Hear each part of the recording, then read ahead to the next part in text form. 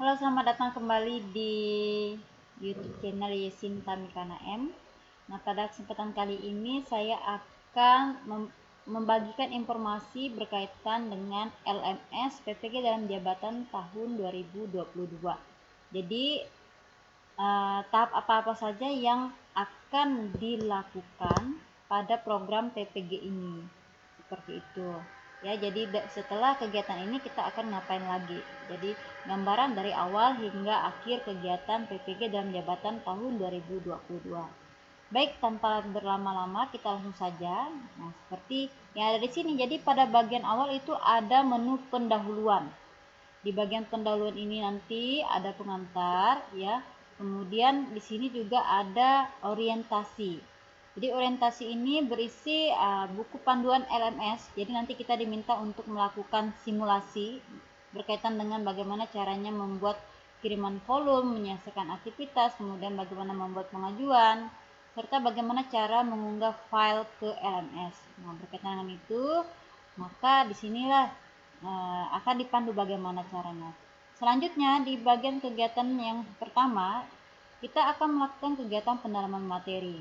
Pada kegiatan pendalaman materi ini yang paling awal nanti kita akan diminta untuk mengunggah LK 0.1 lembar kerja belajar mandiri. Ya, akan diminta untuk mengunggah ini. Ini di bagian awal pertemuan dari kegiatan PPG di pendalaman materi. Kemudian di hari pertama kita akan mulai dengan kegiatan identifikasi masalah. Jadi di bagian pendalaman materi ini nanti kita dituntut untuk menyelesaikan 4 LK, yaitu LK 1.1 identifikasi masalah, kemudian LK 1.2 eksplorasi penyebab masalah, kemudian LK 1.3 penentuan penyebab masalah, dan LK 1.4 masalah yang terpilih yang akan diselesaikan. Jadi ada 4 lembar kerja yang akan kita selesaikan pada tahapan pendalaman materi ya, yang mencakup identifikasi masalah, eksplorasi maupun penentuan penyebab masalah, seperti itu. Kemudian setelah pendalaman materi ya, jadi pendalaman materi ini berlangsung kurang lebih, kalau untuk yang kategori pertama itu sekitar 12 hari, seperti itu. Selanjutnya yaitu kegiatan pengembangan perangkat pembelajaran. Nah, untuk pengembangan perangkat pembelajaran nanti kita akan diminta untuk mengunggah 2 lembar kerja dan tugas-tugas lainnya yang berkaitan dengan rencana aksi. Yaitu di sini LK yang diunggah yaitu LK 2.1 eksplorasi alternatif solusi dan LK 2.2 menentukan solusi. Ya, jadi ada 2 LK. Kemudian ditambah juga dengan kegiatan pembuatan rencana aksi. Ya, pembuatan rencana aksi. Nah, ini. Jadi rencana aksi ini adalah rencana yang kita susun untuk nanti kegiatan PPL. PPL praktik pengalaman lapangan. Jadi pada saat PPL itu ya kita melakukan praktik dari rencana yang sudah kita buat. Seperti itu. Ya. Nah, untuk pembuatan rencana aksi nanti akan diminta membuat 5 file ya. Di antaranya itu ada RPP. Nah, sini kita bisa lihat ya. Untuk kegiatan tersebut, untuk kegiatan yang pengembangan perangkat itu diantaranya ada 5 ya, yaitu minta RPP, kemudian kisi-kisi instrumen dan rubrik penilaian, kemudian LKPD, kemudian media pembelajaran, dan bahan ajar. Jadi ada 5 file utama yang diminta untuk diunggah pada bagian rencana aksi. Nah, setiap rencana aksi maksudnya. Jadi nanti dia jumlah rencana aksinya disesuaikan. Kalau yang kategori pertama itu ada 2 rencana aksi, namun di kategori yang kedua itu diminta 4 rencana aksi. Nah, tiap rencana aksi nanti diminta ada 5 elemen yang harus diunggah ya. Itulah kegiatan untuk yang pengembangan perangkat pembelajaran pada bagian pembuatan rencana aksi, seperti itu ya. Jadi lebih fokus ini adalah pembuatan rencana aksi. Saya tekankan lagi bahwa nanti kita akan diminta untuk mengunggah rencana aksi yang berisikan 5 elemen, seperti itu, yaitu RPP, kemudian media media pembelajarannya, kemudian bahan ajar, kemudian instrumen kisi-kisi penilaian, dan yang terakhir itu adalah LKPD-nya, lembar kerja peserta didiknya, seperti itu. Nah, ini ada disampaikan di dalam LMS ini. Ya, misalkan di sini saya tampilkan contoh yang punya saya, yang pernah saya buat ini, ya. Jadi di sini ada tampak nih. Silakan saudara unggah dokumen RPP dan perangkat kedua, misalkan ini untuk rencana aksi 2 yang telah disusun sesuai petunjuk pengiriman di bawah, meliputi jadi ada RPP, bahan ajar, kemudian media pembelajaran. Media ini nanti menekankan pada pemanfaatan media berbasis AI, AR, dan VR. Kemudian LKPD, serta yang terakhir adalah kisi-kisi instrumen dan rubrik penilaian. Nah, untuk penyusunan perangkat ini juga tidak sembarangan. Jadi ada pedoman-pedoman yang dituntut yang sudah ada di modul yang telah dibagikan, ya. Berkaitan di situ nanti untuk penyusunan RPP itu ada nanti di dalam RPP harus mencantumkan tentang HOT, ya. Kemudian nanti ada tentang TIPEK-nya, kemudian tentang saintifiknya, kemudian tentang literasi numerasinya. Jadi harus mencakup itu semua di dalam RPP. Nah, untuk penjelasan lebih lanjut nanti akan saya buat video terpisah mengenai penyusunan RPP. Kemudian, nah itu dia tadi untuk kegiatan pengembangan perangkat pembelajaran, khususnya pembuatan rencana aksi. Selanjutnya setelah pembuatan rencana aksi, nanti kita akan membuat rencana evaluasi. Ya, pembuatan rencana evaluasi. Nah, yang akan kita unggah dalam pembuatan rencana evaluasi ini berkaitan dengan, jadi produk instrumen rencana evaluasi berisi strategi evaluasi dalam berbagai bentuk portofolio yang meliputi ini ada jurnal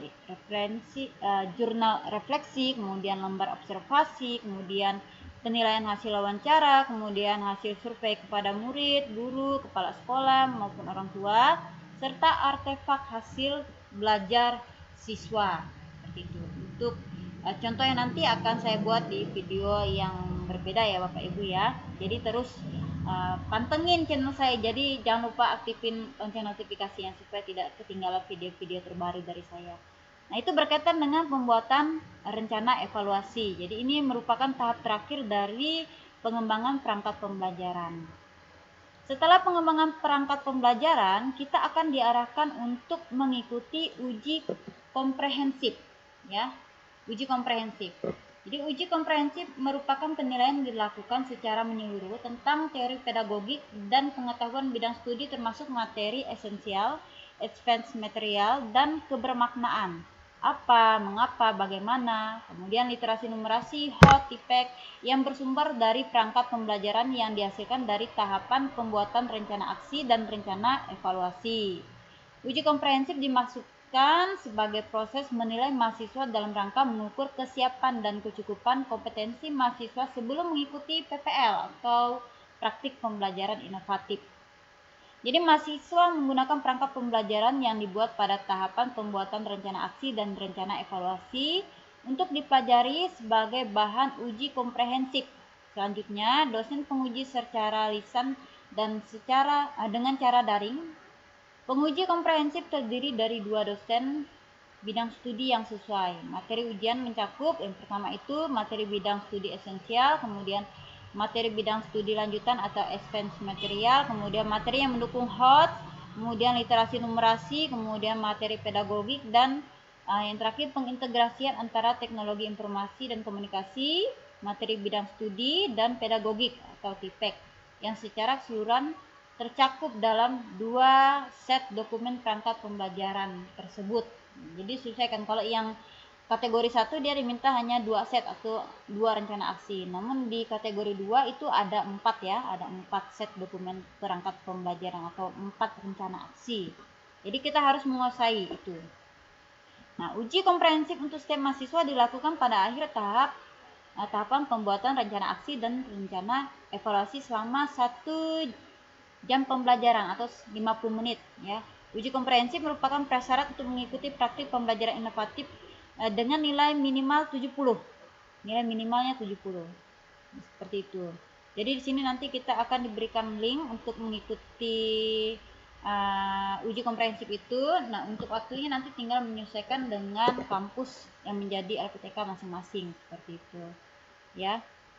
Namun pada umumnya itu disediakan 3 hari untuk pelaksanaan ini. Nanti tinggal menyesuaikan aja kita kena harinya kapan, kemudian jam berapa. Nah, tergantung dengan sistematis yang telah disusun LPTK masing-masing ya. Jadi ikuti saja petunjuk dari LPTK masing-masing. Kemudian kalau misalkan setelah ujian ya, uji komprehensif nilainya itu tidak mencapai 70, apa yang harus dilakukan? Ya, kita harus melakukan remedial. Nah, jadi harapannya persiapkanlah diri dengan sebaik mungkin supaya kita ya lulus, atau dengan kategori ya tidak remedial, seperti itu ya. Oke. Nah, itu dia berkaitan dengan uji komprehensif. Selanjutnya, setelah uji komprehensif, kita akan diminta untuk melakukan praktik pengalaman lapangan ya, atau PPL itu, atau disebut juga dengan praktik pembelajaran inovatif. Jadi pada kegiatan praktik pengalaman lapangan atau PPL ini, kita nanti akan melaksanakan rencana aksi yang telah kita susun sebelumnya ya. Kalau ada 2, kalau kategori 1 itu 2 rencana aksi, kalau kategori 2 tadi 4 rencana aksi. Jadi itu dilaksanakan semuanya. Nah, untuk prosedurnya, jadi nanti pada kegiatan PPL ya, di sini misalkan kita lihat sini ya, kegiatan pelaksanaan rencana aksi dan rencana evaluasi dilakukan dengan mengimplementasikan rencana aksi dan rencana evaluasi. Dalam pelaksanaan rencana aksi dan rencana evaluasi ini, mahasiswa berkonsultasi dengan dosen dan guru pamong. Dosen dan guru pamong melakukan kunjungan langsung ya secara daring sebanyak 3 kali ke ruang kelas tempat mahasiswa melakukan pelaksanaan rencana aksi dan rencana evaluasi. Dosen, guru pamong, dan mahasiswa melakukan konferensi sebanyak 3 kali selama pelaksanaan rencana aksi dan rencana evaluasi.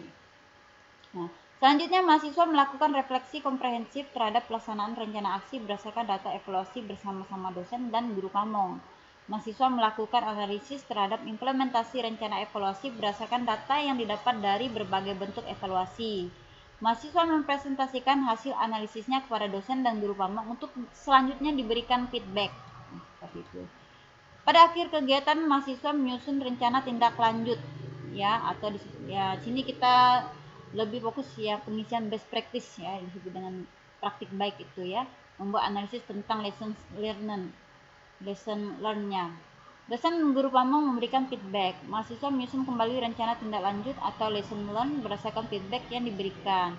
Mengunggah lesson learn tersebut ke akun guru berbagi, media sosial dan atau platform lainnya ya, kemudian menyerahkan lesson learn dan bukti unggah tersebut seperti tautan, tangkapan live dan lain-lain kepada dosen dan guru pamong. Selanjutnya dosen dan guru pamong memberikan penilaian akhir. Jadi pada kegiatan praktik pengalaman lapangan ini nanti kita ada 2 tahapan yaitu pelaksanaan rencana aksi dan evaluasi, kemudian refleksi akhir atau komprehensif dan rencana tindak lanjut. Untuk pelaksanaan rencana aksi, nah di sini kan tadi dikatakan bahwa akan ada kunjungan secara daring oleh dosen dan guru pamong. Jadi nanti biasanya tuh dosen minta kita mengajar, melaksanakan rencana pembelajaran yang sudah kita susun, ya rencana aksi tadi dilaksanakan dan kemudian disaksikan oleh dosen dan guru pamong secara daring.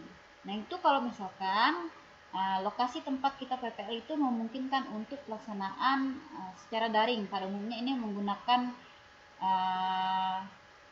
Zoom ya, karena di Zoom itu kan bisa record, bisa rekam layar, karena nanti dari pihak panitia itu perlu bukti rekam layar.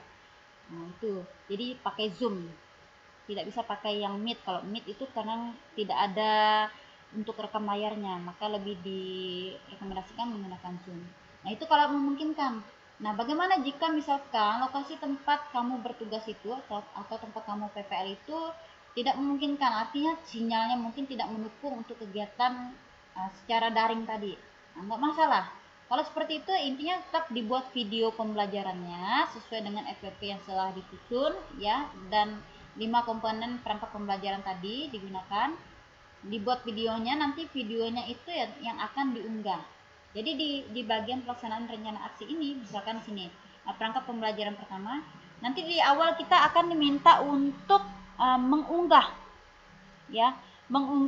perangkat pembelajaran yang akan kita gunakan untuk yang pertama itu yang apa. Diunggah dulu, kemudian nanti kita ada di sini diberikan ruang kolaborasi ya. Pelaksanaan praktik pembelajaran ke-1, kemudian nanti ada ruang kolaborasi untuk editing hasil rekaman pelaksanaan praktik pembelajaran ke-1. Jadi di ruang kolaborasi editing ini nanti, jadi kita biasanya itu ada 2 versi video. Video yang pertama itu, misalkan ini bicara untuk satu rencana aksi dulu ya, satu perangkat pembelajaran. Jadi nanti kan kegiatan pembelajarannya kan biasanya itu 1 kali pertemuan, 2 jam pelajaran. Jadi itu direkam dari kegiatan pendahuluan, kegiatan inti, dan kegiatan penutup. Nah, namun nanti videonya kan biasanya kan enggak full, mungkin ada yang full, tapi ada juga yang mungkin terpotong-potong. Tapi yang bagian intinya itu ada, enggak dapat gitu ya.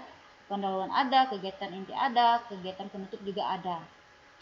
Jadi nanti video yang diunggah itu ada 2, video yang fullnya dan video yang 15 menit.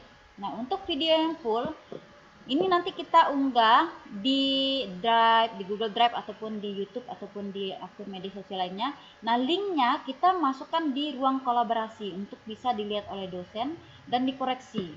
Nah, seperti itu. Kemudian setelah itu nanti kan ada koreksi dan masukan-masukan, misalkan editnya kurang sini, kemudian kegiatannya seharusnya tuh misalkan bagian penilaian ya, kita beritahu ke siswa di bagian pendahuluan mengenai penilaian apa yang akan kita lakukan dan juga mengenai tujuan. Biasanya kan kita nggak lupa. Jadi nanti akan ada masukan-masukan berkaitan dengan editingnya maupun dengan pelaksanaannya. Nah, masukan-masukan itu nanti yang akan digunakan untuk perbaikan ke praktik pembelajaran yang berikutnya. Nah, gitu. Nah, untuk editingnya nanti disesuaikan. Jadi tadi kan versi full yang kita masukkan di ruang kolaborasi. Kemudian yang akan unggah tagihan produk ya, praktik pembelajaran ke-1. Yang diunggah ini hanya video berdurasi 15 menit di sini. Ya. Jadi nanti di sini sama bahwa tautannya yang akan dikirim di dalam LMS. Jadi bukan file videonya, melainkan hanya tautannya seperti ini. Jadi ini yang dikirim di sini adalah video yang 15 menit. Kalau versi video full itu cukup di ruang kolaborasi. Namun boleh juga kalau misalkan mau diunggah di sini video fullnya juga tidak masalah. Yang penting yang 15 menit itu harus ada. Nah, gitu. Jadi yang 15 menit itu yang menjadi acuan nanti dosen itu melakukan penilaian sesuai dengan rubrik. Karena tuntutannya di situ ya dibuat menjadi video pembelajaran sekitar 15 menit seperti itu. Nah, itu mengenai unggah tagihan produk dari praktik pembelajaran. Seperti itu gambarannya ya. Jadi videonya itu ada 2 versi yang full, kemudian versi yang hanya dibuat menjadi 15 menit. Nah, di dalam pembuatan video itu diharapkan nanti di video yang 15 menit itu diberikan keterangan-keterangan, misalkan kegiatan pendahuluan, nanti di sini ada memberi salam, berdoa, mengecek kehadiran dan seterusnya. Begitu pula kegiatan inti dan kegiatan penutup, kesimpulan, memberi tugas, kemudian menutup dengan salam dan berdoa dan seterusnya itu. Jadi diberikan aja teks di dalam videonya itu supaya tahu nanti, hingga mempermudah dosen untuk menilai, dosen dan guru untuk menilai. Nah, itu berkaitan dengan pelaksanaan rencana aksi dan rencana evaluasi. Kemudian yang paling terakhir di sini adalah refleksi akhir atau komprehensif dan rencana tindak lanjut. Ini yang berkaitan dengan LMS ya. Nah, jadi di sini nanti kita akan diminta untuk unggah tagihan rencana tindak lanjut. Nah, tagihannya itu berupa best practice ya, berupa best practice atau praktik baik yang akan diunggah. Itulah dia tugas terakhir yang akan diunggah di LMS. Setelah itu nanti kita masuk ke UKM PPG. Nah, untuk di LMS sampai di sini saja, sampai di tahap 9A, yaitu bahan pembelajaran, refleksi akhir, komprehensif, dan rencana tindak lanjut. Ya, seperti itu. Ini dia. Selanjutnya, ya, kita kembali dulu, kita lihat lagi. Jadi di bagian terakhir ini tadi ya, yaitu berupa kita mengunggah best practice ya. Nah, sampai di situ. Jadi ini sampai hari ke-57 untuk yang kategori 1. Jadi total hari yang digunakan dari awal sampai akhir ini adalah 57 hari. 57 itu hitungannya hari Senin sampai hari Sabtu. Kemudian kalau tanggal merah tidak termasuk. Jadi Senin sampai Sabtu, kemudian tanggal merahnya tidak termasuk ya hitungannya. Jadi seperti itu kurang lebih kegiatan-kegiatan dilakukan dalam program PPG dalam jabatan tahun 2022. Semoga apa yang saya bagikan ini bermanfaat untuk Bapak Ibu semuanya, terutama mahasiswa PPG dan jabatan. Kemudian untuk video-video lebih lanjut berkaitan dengan LK, kemudian rencana aksi dan lain-lainnya bisa disimak di video-video yang telah saya buat dan akan saya buat berikutnya. Jadi terus dukung channel saya dengan cara subscribe, like, comment, and share. Kemudian aktifkan lonceng notifikasi supaya kamu tidak ketinggalan video-video terbaru dari saya. Baik, sekian dan terima kasih.